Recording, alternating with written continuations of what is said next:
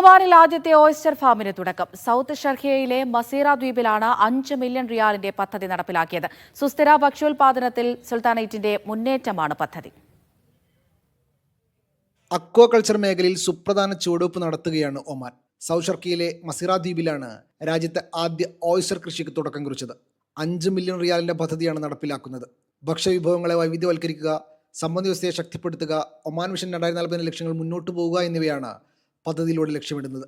സുസ്ഥിര ഭക്ഷ്യോൽപാദനത്തിൽ സുൽത്താനിന്റെ മുന്നേറ്റമാണ് പദ്ധതിയെന്ന് കൃഷി, മത്സ്യബന്ധന, ജലവിഭവ മന്ത്രാലയത്തിലെ അക്വാകൾച്ചർ വികസന വകുപ്പ് director doctor Isha bin Muhammad അൽ ഫറാസി പറഞ്ഞു. 2 ഹെക്ടർ വിസ്തൃതിയിലുള്ള ഫാമിൽ 6 വരികളിലായി 3600 കൊട്ടകൾ ക്രമീകരിച്ചിട്ടുണ്ട്. വിദേശത്ത് നിന്ന് ഇറക്കുമതി ചെയ്യുന്ന ഓയിസ്റ്റർ സീഡ് തുടക്കത്തിൽ 2 മാസത്തേക്ക് ചെറിയ കുട്ടകളിൽ വയ്ക്കും. തുടർന്ന് വലിയ പൊങ്ങിക്കിടക്കുന്ന കുട്ടകളിലേക്ക് മാറ്റും. ന്യൂസിലാൻഡിൽ നിന്നുള്ള നൂതന ഫ്ലിപ്പ് ഫാം സിസ്റ്റമാണ് ഫാമിൽ ഉപയോഗിക്കുന്നത്. Media 1, Muscat.